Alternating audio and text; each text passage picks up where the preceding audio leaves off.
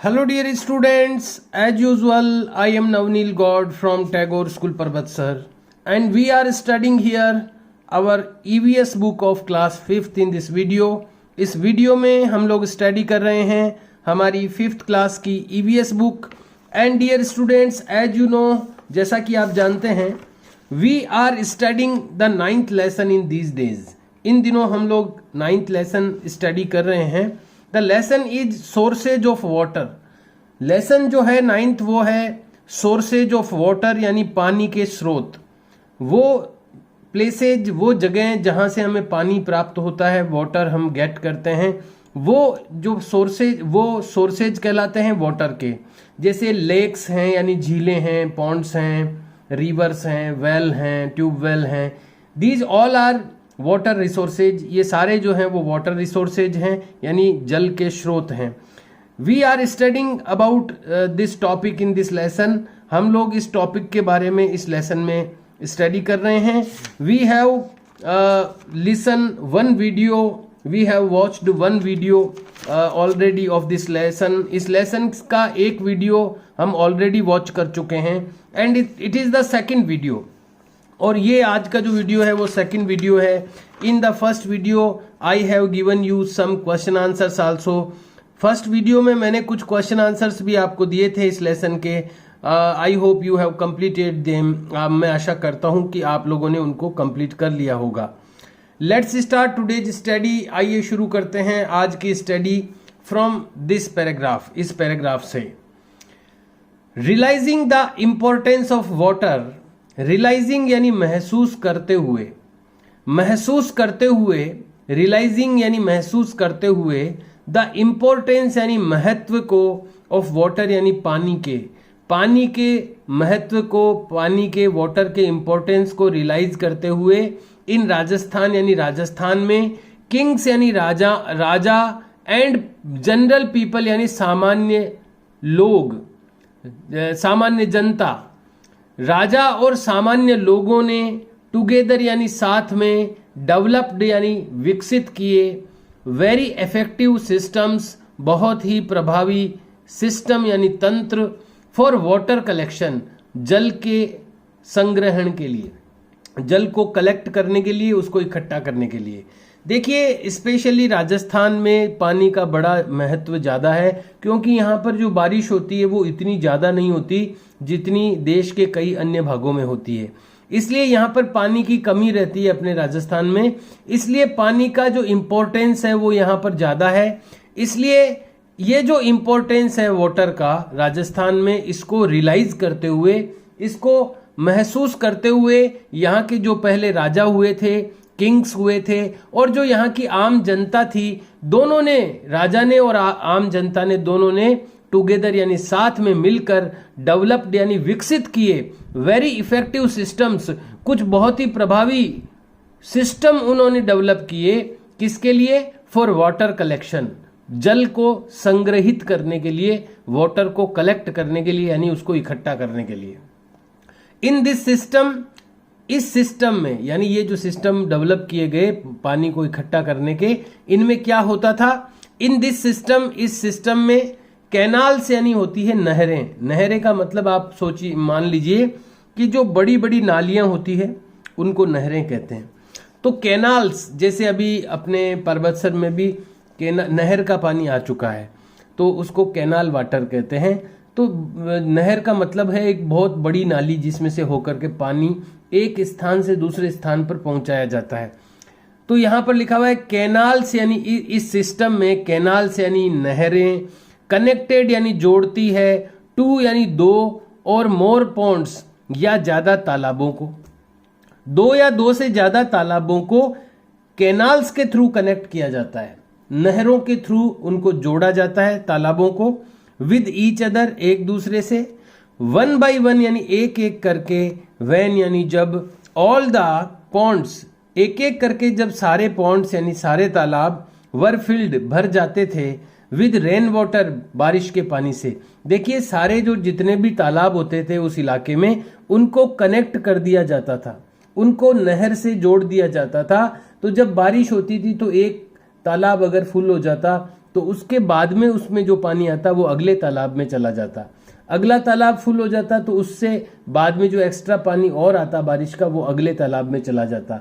इस तरह से स्टेप बाय स्टेप एक एक करके सारे तालाब फुल होते जाते थे। और उसके बाद भी अगर बारिश आती थी, water flowed out of their area, और इसके बाद में यहां से हमने पढ़ा है व्हेन ऑल द पॉन्ड्स, यानी जब सारे जो पॉन्ड्स होते थे, तालाब होते थे, वर फिल्ड यानी भर जाते थे विद वाटर, रेन वाटर, बारिश के पानी से, वाटर फ्लोड आउट यानी पानी बह जाता था ऑफ दैट एरिया, पानी बह करके बाहर चला जाता था ऑफ दैट एरिया यानी उस एरिया से। और इस तरह से जब सारे पॉन्ड्स जो तालाब जो भर जाते थे तो फिर उसके बाद जो पानी आता था वो उस एरिया से बाहर चला जाता था। तो इस तरह का एक सिस्टम पुराने राजाओं ने और जो जनरल पब्लिक थी यहाँ की, उन्होंने मिल करके डेवलप किया था। ये हमने पढ़ा।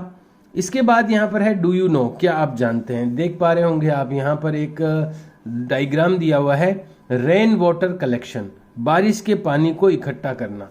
यहाँ आप देख पा रहे हैं बारिश हो रही है, ये मकान है कोई, इसके ऊपर जो बारिश गिर रही है वो देखिए यहाँ पर फनल लगाए हुए हैं, फनल यानी कीप लगाए हुए हैं, जिसको गटर भी बोलते हैं। गटर वो अपन घर में काम में लेते हैं, वो तो टॉयलेट होता है, उसको गटर का मतलब होता है इकट्ठा करके आगे पहुंचाने वाला। किसी भी जगह अपन कोई चीज डालते हैं और वो आगे चली जाती है तो उसको गटर कहते हैं। तो यहाँ पर इस पानी को इकट्ठा करने का है, इसको गटर बोला हुआ है। और ये फिर यहाँ से पाइप से होता हुआ यहाँ पर फिल्टर पंप में आता है, यानी यहाँ से वो छनता है पानी, और छन करके टैंक फॉर रेन वाटर, यहाँ पर एक बारिश के पानी को इकट्ठा करने का होद बना हुआ है, उसमें चला जाता है। कुछ पानी घर के अंदर भी चला जाता है। इस तरह का जो ये सिस्टम होता है, ये है पानी, बरसात के पानी को कलेक्शन यानी इकट्ठा करने का सिस्टम। आइए अब पढ़ते हैं डू यू नो में क्या दिया गया है। One of the major aims, major aims यानी मुख्य उद्देश्य, मुख्य उद्देश्यों में से एक, यानी कई मुख्य उद्देश्य हैं, उसमें से एक मुख्य उद्देश्य किसका, ऑफ वाटर कंजर्वेशन, जल संरक्षण का। वाटर यानी पानी को, कंजर्वेशन यानी संरक्षण या उसकी रक्षा करना, जल का रक्षण करना या जल का संरक्षण, उसका जो मुख्य उद्देश्य है उनमें से एक जो है, कई मुख्य उद्देश्य हैं पानी को संरक्षित करने के, उसमें से एक उद्देश्य जो है वो ये है, इज यानी है, एंश्योरिंग यानी सुनिश्चित करना। किस बात को सुनिश्चित करना, अवेलेबिलिटी यानी उपलब्धता को सुनिश्चित करना, ऑफ वाटर यानी पानी की, पानी की अवेलेबिलिटी को सुनिश्चित करना, फॉर फ्यूचर जनरेशंस, भविष्य की पीढ़ियों के लिए। यानी पानी का संरक्षण जो हम कर रहे हैं उसके कई उद्देश्य हैं, उनमें से एक उद्देश्य ये भी है कि भविष्य की पीढ़ियों के लिए, फ्यूचर जनरेशंस के लिए हम पानी की उपलब्धता को सुनिश्चित करें कि भविष्य में आने वाली पीढ़ियों को भी, आने वाली जनरेशंस को भी वाटर मिलेगा, ये बात हम सुनिश्चित करें। इसके लिए भी हम वाटर कंजर्वेशन करते हैं, जल का संरक्षण करते हैं। वेयर द, और भविष्य में कैसे ये होगा, where the withdrawal of fresh water, जहां ताजा पानी का जो विड्रॉल यानी बाहर निकालना, जब अपन चीजों को बाहर निकालते हैं उसको विड्रॉल करना कहते हैं। जैसे बैंक में से हम पैसा निकालते हैं तो उसको बोलते हैं विड्रॉल कर रहे हैं हम, विड्रॉल यानी निकालना।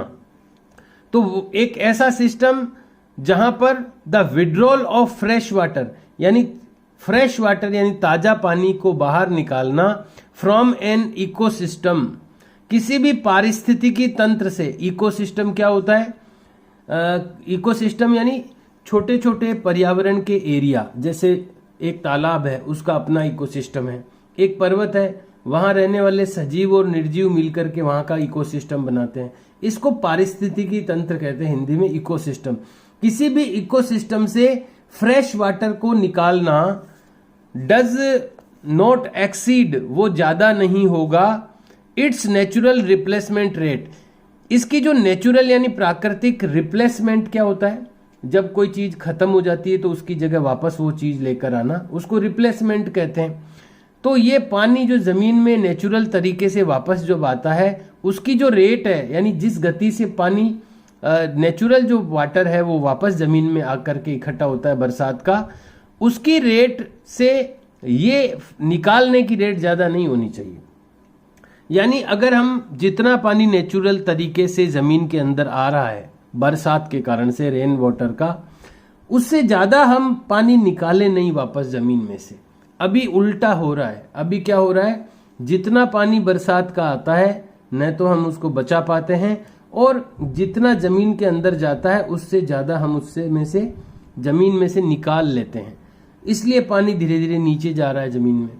तो वहाँ एक ऐसा सिस्टम डेवलप करना कि जिसके कारण से एक ऐसा सिस्टम डेवलप करना जिसके कारण भविष्य में आने वाली पीढ़ियों को जल मिले। और वो आने वाली पीढ़ियों को जल कैसे मिलेगा, जब हम उतना ही पानी जमीन में से निकालें जितना उस जमीन में आ रहा है, उससे कम निकालें।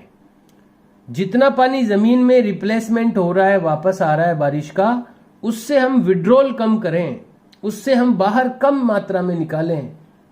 अब देखिए, मान लो आपने गिलास में आधा पानी भरा और निकाल लिया पूरा पानी, तो वो तो खाली हो जाएगा। तो जितना भर रहे हैं जमीन के अंदर, उससे कम हम बाहर जल को निकालें, विड्रॉल करें, तब हम भविष्य में आने वाली पीढ़ियों को, फ्यूचर जनरेशन को वाटर अवेलेबल करवा पाएंगे। अब यहाँ पर कुछ क्वेश्चन आंसर्स हैं जो कि आपको अपनी नोटबुक में करने हैं, तो ये मैं आपको बताता हूँ, ये आपको करने हैं। Find out and write down, पता करें और लिखें। क्वेश्चन नंबर 1,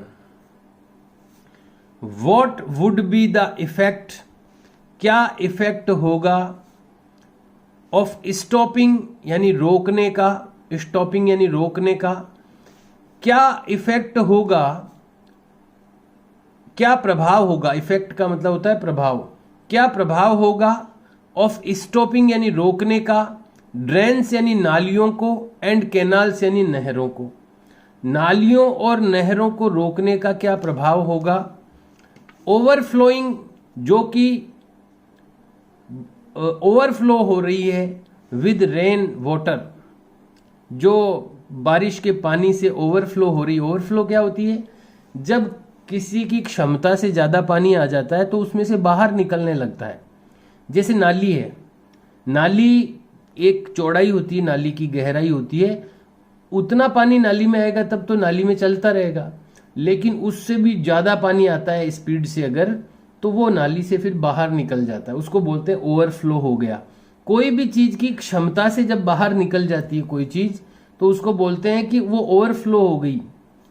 तो ड्रेन्स यानी नालियों, और जो कैनाल्स यानी नहरें हैं, मैंने नहरों के बारे में भी अभी बताया आपको कि नहर क्या होती है, एक बड़ी सारी नाली होती है जिसमें कि पानी एक स्थान से दूसरे स्थान पर ले जाया जाता है। तो अगर नालियों और नहरों में पानी, बरसात का पानी ओवरफ्लो हो रहा हो, यानी उनमें इतना पानी आ रहा हो कि वो उससे बाहर निकल रहा हो, और ऐसे में अगर हम उन नालियों और उन कैनाल्स यानी नहरों को स्टॉप कर देते हैं, मान लो इतनी बरसात हो रही हो कि उनमें पानी बाहर निकल रहा हो, ओवरफ्लो हो रहा हो, और हम उन नालियों को बंद कर दें, उन कैनाल्स को हम स्टॉप कर दें, रोक दें, तो उसका क्या इफेक्ट होगा, क्या उसका प्रभाव होगा। तो देखिए यहां पर जो आंसर आपको लिखना है, ये आंसर आपको लिखना है, इफ द ड्रेन्स यदि नालियां, कैनाल्स यानी नहरें, दैट कम जो आती है, in the way of the flow of rain water, जो आती है इन द वे यानी रास्ते में, किसके रास्ते में, ऑफ द फ्लो यानी बहाव के रास्ते में, ऑफ रेन वाटर यानी बारिश के पानी के।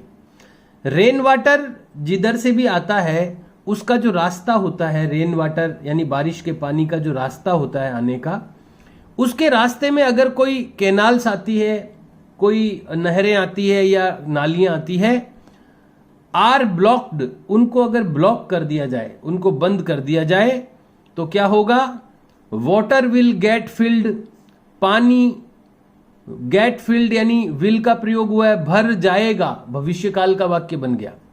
वाटर विल गेट फिल्ड, तो पानी भर जाएगा in the low laying areas, नीचे रहने वाले इलाकों में। लो लेइंग एरिया, लो यानी नीचे, लेइंग यानी रहने वाले, एरियाज यानी इलाकों में। पानी ऊपर से नीचे जाता है, तो जब पानी ओवरफ्लो हो जाएगा नालियों में, नहरों में, और उनको ओवरफ्लो हो रहा है, फिर उनको रोक और देवें अपन, तो फिर वो पानी कहाँ जाएगा? वो पानी चला जाएगा फिर जो निचले इलाके हैं, जो ढालू क्षेत्र है, जहाँ पर ऊंचाई नहीं है, जहाँ पर खड्डा है, वहां पर वो पानी चला जाएगा। एंड और क्या होगा? इट विल कॉज, ये पैदा करेगा और वहां पर जाके ये भरेगा, जो निचले इलाके हैं वहां जाके ये भरेगा पानी। और इट विल कॉज यानी ये पैदा करेगा लॉस ऑफ लाइफ, जीवन को खतरा, एंड प्रॉपर्टी, और संपत्ति और जीवन को का लॉस यानी नुकसान। इसी को बोलते हैं बाढ़ आना। तो जहां पर जो निचले इलाके हैं, जहां लोगों के मकान हैं, वो पानी वहां जाके भर जाएगा और उससे प्रॉपर्टी का लॉस होगा यानी संपत्ति का नुकसान होगा, और लाइफ यानी जीवन का नुकसान होगा। तो इस तरह से ये आंसर आपको इसका नोट डाउन करना है अपनी नोटबुक में। Question number 2, is there any big pond और डैम? इज जब पहले आ जाता है सेंटेंस में तो उसमें क्या जुड़ जाता है? क्योंकि वो इंट्रोगेटिव सेंटेंस हो जाता है।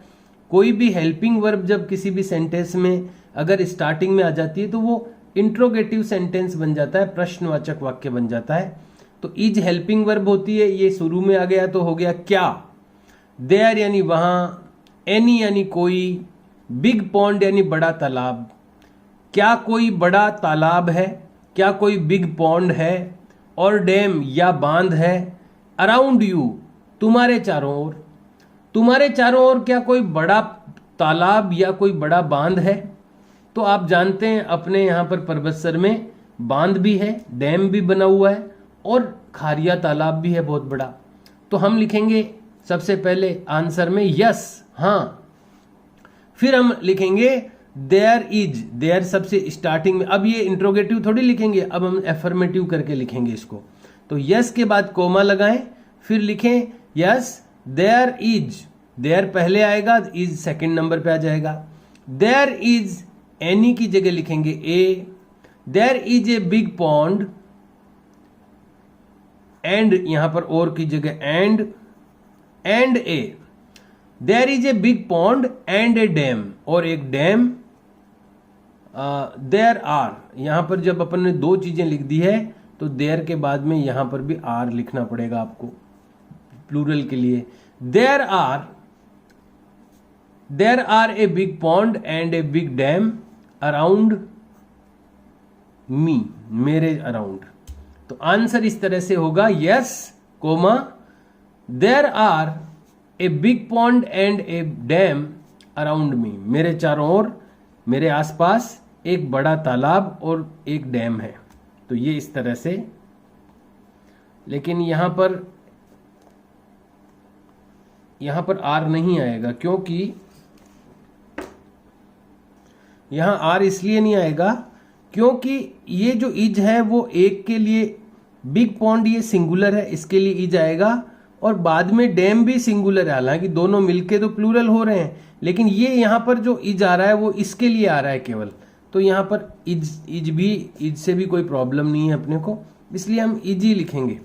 तो हमारा आंसर क्या हो जाएगा? हमारा आंसर हो जाएगा yes there is a big pond, एक बड़ा पॉन्ड है, एंड ए डैम, और एक डैम है अराउंड मी, मेरे चारों ओर। तो यहां पर आप इज लिख दें, क्योंकि यहां पर बिग पॉन्ड सिंगुलर है, इसी के लिए इज आ रहा है। बाद में भी अलग से एक सिंगुलर और आ रहा है। तो इस तरह से आप इसका आंसर लिखें। ये सेकंड क्वेश्चन था। Question number 3, how many ponds और ड्रेन्स, कितने पॉन्ड्स यानी तालाब, ड्रेन्स यानी होती है नालियां, are connected here in, are connected यानी जुड़े हुए हैं, हियर इन यानी यहां इसमें। कितने पॉन्ड्स यानी तालाब और नालियां जुड़ी हुई है, कनेक्टेड है, हियर इन यानी यहां इसके अंदर। तो आपको मैं बताना चाहूंगा कि अपने परबतसर में 5 पॉन्ड्स हैं, 5 तालाब हैं जो आपस में जुड़े हुए हैं। आप अपने घर में पुराने लोगों को पूछोगे तो वो बताएंगे खारिया तालाब है, छिपोलाई है, डिब्बोलाई है, ऐसा करके वो 5 क्या एक पिचकिया तालाब है, ऐसा कुछ नाम है। तो 5 पॉन्ड्स हैं जो कि आपस में कनेक्टेड है। एक पॉन्ड जब फुल हो जाता है तो उसका वाटर सेकंड पॉन्ड में आ जाता है, यानी ओवरफ्लो जो होता है वो सेकंड पॉन्ड में आ जाता है। और सारे पॉन्ड जब फुल हो जाते हैं ना तो फिर उसका पानी ये डैम के अंदर आता है अपने। तो ये अपने यहाँ पर 5 पॉन्ड्स जो है वो कनेक्टेड है इसके अंदर। तो यहाँ पर आपको आंसर में हाउ मेनी की जगह 5 लिखना है। आप इसको वर्ड्स में भी लिख सकते हैं, 5 5 पॉन्ड्स और drains are connected here in. केवल आपको हाउ मेनी की जगह 5 लिखना है। 5 पॉन्ड्स यानी 5 तालाब और ड्रेन्स यानी, या इसको आप ऑप्शन में दिया हुआ, इसको आप कट कर दें क्योंकि जब और में आता है तो दोनों में से एक लिख सकते हैं अपन। तो आप आंसर में लिखें 5 ponds are connected, 5 ponds connected हैं, जुड़े हुए हैं, हियर इन यानी इसके अंदर। क्वेश्चन नंबर 4, फोर्थ क्वेश्चन है इन विच मंथ यानी कौन से महीने में द वाटर यानी पानी, अवेलेबिलिटी यानी उपलब्धता, कौन से मंथ में वाटर की अवेलेबिलिटी यानी पानी की उपलब्धता इज मैक्सिमम सबसे ज्यादा होती है in these ponds, in ponds में। तो हम लोग भी इसका मतलब टोटल मिला के ये हो गया कि कौन से मंथ्स में इन पॉन्ड्स के अंदर वाटर की अवेलेबिलिटी मैक्सिमम होती है। मैक्सिमम यानी सबसे ज्यादा रहती है। तो हम जानते हैं कि जो रेनी सीजन होता है, जो बारिश का मौसम होता है, उसी में सबसे ज्यादा अवेलेबिलिटी होती है। तो बारिश के सीजन के कौन से मंथ्स होते हैं, तो हम जानते हैं जून, जुलाई और अगस्त, इनमें बारिश होती है। तो आपको विच की जगह पर ये लिखने हैं 3 मंथ, जून, जुलाई एंड अगस्त। जून जुलाई के बाद एंड लिख दें आप, जून, जुलाई एंड अगस्त। तो आपका आंसर क्या हो जाएगा, इन June, July and August month. यहां मंथ की जगह एस लिख दीजिए क्योंकि एक से ज्यादा मंथ लिख रहे हैं हम। In June, July and August months the water availability is maximum, पानी की अवेलेबिलिटी मैक्सिमम होती है in these ponds, in ponds में। और आंसर में हम क्वेश्चन मार्क को रिमूव करके फुल स्टॉप लगा देंगे। तो इस तरह से इसका आंसर बन जाएगा। तो क्वेश्चन से कैसे आंसर बनाया जाता है ये भी ट्रिक अपने को आनी चाहिए। क्वेश्चन नंबर 5, इज वाटर, क्या पानी, फ्रॉम डिफरेंट पॉन्ड्स, अलग अलग तालाबों से, क्या अलग अलग तालाबों से पानी, आल्सो यूज्ड यानी उपयोग भी किया जाता है, इन डिफरेंट वेज अलग अलग तरीकों में। क्या अलग अलग पॉन्ड्स का पानी अलग अलग तरीकों से उपयोग किया जाता है? हाँ, तो मैं आपको बताना चाहूंगा कि इन पॉन्ड्स में कुछ ऐसे पॉन्ड्स हैं जहां पर ज्यादा ध्यान नहीं दिया जाता है, तो वहां पर लोग पशुओं को भी नहला देते हैं, पशु भी तैरते रहते हैं उनमें। लेकिन कई ऐसे पॉन्ड्स हैं जहां पर उसकी स्वच्छता का ध्यान रखा जाता है। जैसे छिपोलाई तालाब है परबतसर में, जहां गणगौर का मेला भरता है, वो छिपोलाई तालाब है, उसकी स्वच्छता का थोड़ा ज्यादा ध्यान रखा जाता है। तो वहां पर इस तरह से गंदा नहीं करने देते हैं पानी को। तो अलग अलग तालाबों का पानी अलग अलग यूज में आता है, ये बात ठीक है। तो ये हम लिखेंगे इसका आंसर, सबसे पहले लिखेंगे यस, हाँ, कोमा लगाएंगे। द वाटर इज, वाटर को हम स्टार्टिंग में ले लेंगे, इज स्टार्टिंग में आया हुआ है, ये क्वेश्चन, ये इंट्रोगेटिव सेंटेंस है। लेकिन जब हम इसको एफर्मेटिव बनाएंगे, साधारण वाक्य बनाएंगे, तो हेल्पिंग वर्ब दूसरे नंबर पर चली जाएगी, वाटर पहले नंबर पे आ जाएगा। तो सेंटेंस बनेगा yes, comma, water is from different ponds, अलग अलग पॉन्ड से जो पानी है, also used in different ways, ये अलग अलग वेज यानी अलग अलग तरीकों में भी उपयोग किया जाता है। और फुल स्टॉप लग जाएगा। Dear students, you have to do these 5 questions and its these answer and these answer of these questions. ये जो क्वेश्चंस है इनके आंसर और ये क्वेश्चन, ये आपको अपनी नोटबुक में करने हैं। Please do the written work in a very good handwriting. कृपया अपना काम अच्छी हैंड राइटिंग में करें। And try to learn them also, और इनको लर्न करने की भी कोशिश करें। Okay dear students, we will meet now in our next video. अगले वीडियो में हम मिलेंगे and we will study the next part of the lesson, और हम लोग अगला जो लेसन का पार्ट है वो पढ़ेंगे। Okay dear students, have a nice day, see you and bye.